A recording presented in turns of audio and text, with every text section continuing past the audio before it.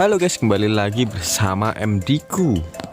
Pada video kali ini MD-ku akan melanjutkan bahasan salah satu film yang sangat unik dan keren, yaitu film Money Heist. Oke, setelah semua rencana berjalan dengan sedikit hambatan karena Mbak Tokyo yang tidak mengikuti instruksi hingga terjadi adu tembak antara polisi dan kelompok perampok ini, semua pun bersiap, termasuk saya dan kamu yang lagi nonton film ini. Gitu mas? Ya, saya menghimbau kepada kalian, jika kalian suka maupun kurang suka dengan film ini, mohon klik subscribe dan tekan loncengnya. Ya, minimal di like lah mas brother and mbak sistaya. Agar apa coba? Agar saya bersemangat dan channel ini pun bisa berkembang lalu berbuah lebat. Oke, tanpa berlama-lama lagi, silakan kalian langsung simak alur cerita film Money Heist season 2. Monggo.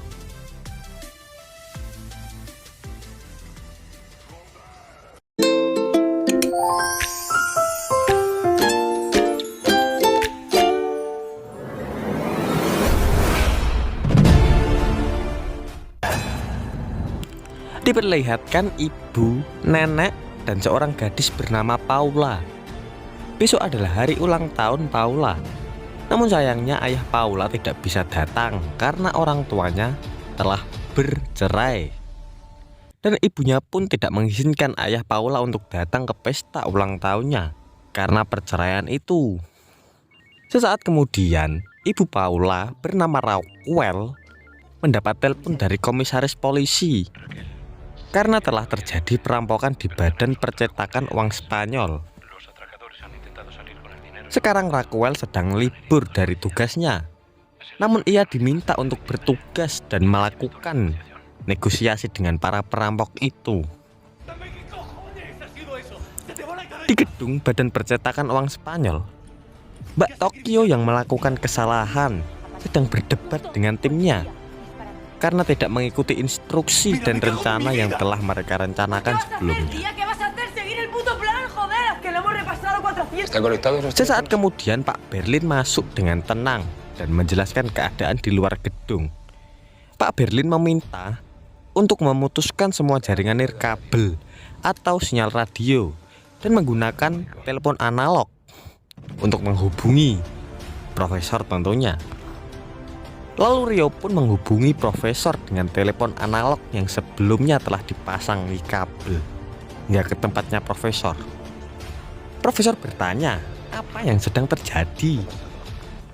Berlin mengatakan bahwa 2 petugas polisi terluka dan Berlin menjelaskan sebuah peluru juga menyasar dekat Rio dan Tokyo pun menembak. Berlin juga menjelaskan mungkin Mbak Tokyo dan Rio sedang berpacaran. Telepon diberikan kepada Mbak Tokyo dan Mbak Tokyo menjelaskan kepada profesor bahwa ia tidak berpacaran dengan Rio dan langsung menutup teleponnya. Cerita pun dimulai.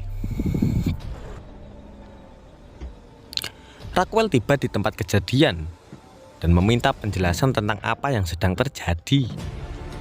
Polisi gendut pun menjelaskan bahwa kelompok perampok itu membuka berangkas besi di badan percetakan dan mengambil uang kertas. Polisi gendut juga menjelaskan bahwa alarm di sini manual dan tidak akan berbunyi jika tidak ditekan oleh petugas. Mereka juga berpikir bahwa pelakunya adalah salah satu karyawan dari badan percetakan uang Spanyol itu sendiri. Sungguh-sungguh aksi perampokan yang sangat cerdik sekali, bukan? Nah, di sini Raquel menginstruksikan untuk mematikan semua telepon yang ada di sana dan meminta akses semua sinyal telepon di semua parameter dan menunggu telepon dari kelompok perampok itu. Protección civil, quiero todos los teléfonos desconectados. Vamos a liberar el repetidor situado en el tejado de ley. Kemudian Rio merapikan barang-barang atau pakaian itu ya, buat diberikan kepada para sandera nantinya. Dan Berlin berkata, kita harus menunggu dan memberi waktu kepada para polisi untuk mempersiapkan semuanya. Berlin bertanya kepada Rio, kenapa Mbak Tokyo tidak mau jujur dengan hubungan mereka. Berlin memojokkan Rio dengan berkata kalau dia mendengar tempat tidur Mbak Tokyo setiap malam seperti dihantam palu. Ya itu kan mungkin karena lagi melakukan adegan nganu, Thomas. Hehehe. Iya, mesti adegan nganu ya. Oke, lanjut. Mereka pun duduk dan ngobrol bareng. Di sini Berlin menjelaskan bahwa ia pernah menikah sebanyak 5 kali. Akeh temen. Akeh temen toh, Bapak. Dan semuanya kandas. Mungkin karena keegoisan si wanita atau malah Berlin sendiri yang terlalu egois. Aku juga ngerti toh. Rio bertanya kenapa profesor memilih Berlin sebagai pemimpin. Pak Berlin pun menjawab karena ia terlalu peka dalam menghadapi seseorang. Scene pun berpindah di tempat yang indah. Di sana kelompok ini bersenang-senang dan ngobrol-ngobrol. Setelah itu Rio pamit untuk pergi jogging.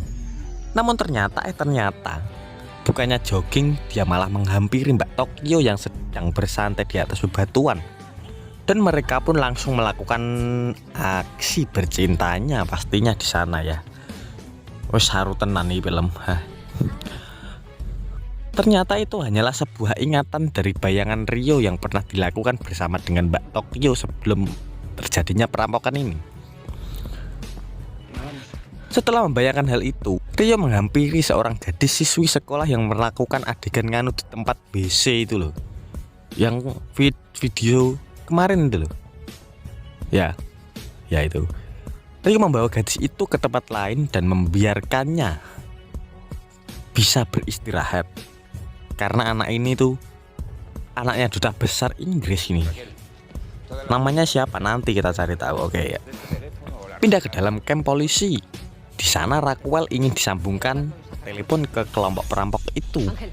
Sesaat ingin mengambil telepon, ia bingung kenapa Kolonel Prito ada di dalam camp. Di sini Kolonel Prito ingin mengetahui hal apa yang sedang terjadi.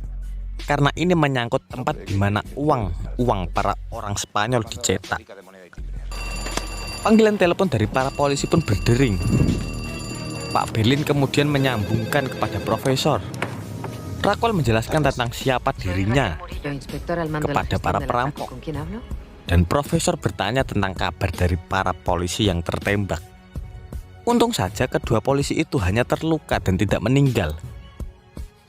Profesor meminta disiapkan helikopter untuk pergi ke Brasil. Namun sebuah pertanyaan yang tidak begitu penting ditanyakan oleh profesor. Tanya apa, Mas? Si profesor tanya apa, Mas? Apa? Ya, ini pertanyaannya semacam ini. Profesor bertanya tentang pakaian apa yang dikenakan oleh Raquel saat ini nih. Ya, saat itu film itu dimulai ya. Ia bertanya seperti itu bukan karena tidak ada alasan. Profesor ingin mengetahui kepribadian dari Raquel. Que nuestra ropa habla mucho de nuestra personalidad.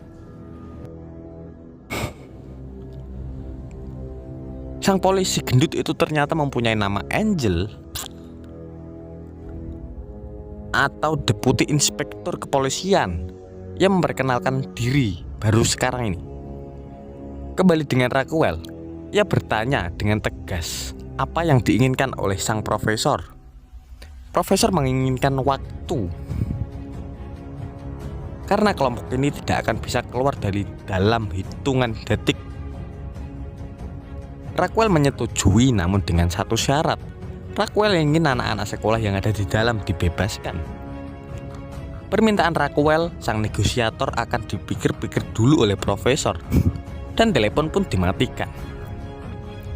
Setelah itu Raquel memerintahkan pengiriman helikopter ke daerah ini dan mengitari lokasi perampokan selama seharian. Dan ia tidak menerima permintaan makanan, air atau apapun yang bisa dimakan oleh para perampok. Namun sesaat Kolonel Prito menyangkal bahwa dengan tidak memberi makanan kepada para perampok bukan berarti mereka akan menyerah begitu saja. Dalam percakapan antara kolonel dan Raquel, tiba-tiba terdeteksi sinyal telepon yang masuk ke repeater museum pencetakan uang. Ternyata sinyal telepon tersebut terdeteksi bukanlah dari para perampok, melainkan dari Almansa yang sedang bertengkar dengan kekasihnya di luar camp. Polisi bersenjata lengkap dan penembak jitu bersiap. Helikopter yang diminta pun sudah tiba di lokasi. Di ruang lain dalam gedung, Rio bersama gadis sekolah. Rio disuruh profesor itu untuk melindungi gadis itu. Namun gadis itu membuka kancing bajunya karena berpikir bahwa Rio ingin melakukan adegan ranjang dengannya. Rio pun membalikkan badan dan menyuruh gadis itu untuk mengganti pakaiannya. Kembali di tempat penyanderaan, Berlin memerintahkan para sandera membuka penutup kepala mereka. Quítense los antifaces. Ia mengatakan bahwa mereka akan dibagikan sleeping bag, air, roti sandwich agar mereka bisa makan dan beristirahat. Namun hal itu dengan syarat mereka harus mengganti pakaiannya dengan kostum merah yang sama persis dengan yang digunakan oleh para perampok. Denver memberikan Arturo pistol dan menyuruh Arturo untuk menembakkannya dalam hitungan 10 detik. Namun ternyata ketika ditembakkan, pistol itu hanyalah pistol mainan yang membuat semua orang ketakutan.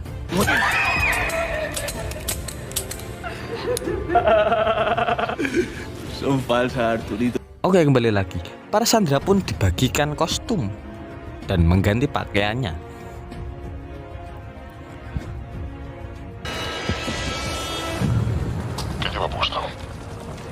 Di dalam camp, polisi masih mencari-cari dan mendeteksi sinyal radio dari para perampok.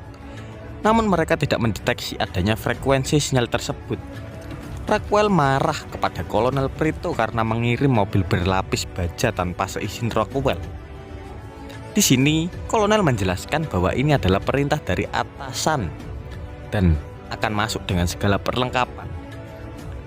Karena di dalam gedung ada gadis yang bernama Alison Parker. Ya, ia adalah anak dari Tuan Benjamin Parker yang merupakan duta besar Inggris. Nah, itu wong wedok sidik mau tau sing tak jelas namanya. Dengan kecerdasan profesor, ia menduga para polisi dan badan intelijensi akan masuk pada malam pertama sebelum jam 4:15 pagi. Dan benar saja, mereka masuk dengan mobil berlapis baja. Di tempat lain, profesor juga mengamati hal tersebut dan memberitahu Berlin bahwa mereka telah datang. Berlin pun memerintahkan para sandera agar memakai topeng dan mengikutinya. Para polisi sudah siap di depan pintu dan melubangi pintu untuk memasukkan periskop agar mengetahui keadaan di dalam. Di dalam camp polisi, mereka mendapatkan telepon dari Nona Alison Parker. Ia disuruh kelompok perampok itu untuk menjelaskan bahwa para sandera mengenakan pakaian yang sama persis dengan para perampok. Nona Alison mengatakan jika para polisi masuk, semua sandera yang ada di dalam akan terluka. Kolonel pun menginstruksikan para polisi untuk menghentikan aksinya dan menyuruh kembali keluar. Profesor pun tersenyum dan merasa lega. Rockwell pun marah kepada Kolonel Preto dan menyuruhnya untuk menyelesaikan masalah ini sendiri. Dia pun pergi. No quiero tener nada que ver con esto. Di dalam gedung percetakan uang, kelompok itu menyuruh para sandera untuk mengikuti mereka dan mulai bekerja. Di sini mereka mencetak uangnya sendiri. Semua pun senang dan gembira. A ver, quiero las máquinas funcionando las 24 horas. Rockwell yang kesal dan marah pergi ke sebuah kedai kopi. Dia memesan kopi tanpa kafein. Tanpa ia ketahui, ternyata profesor juga ada di kedai itu dan duduk di samping Rockwell. Dan film pun berlanjut tentunya. Oke deh guys, segini aja dari pembahasan kali ini. Sampai bertemu lagi di video selanjutnya. Jangan lupa subscribe dan terima kasih. Dadah.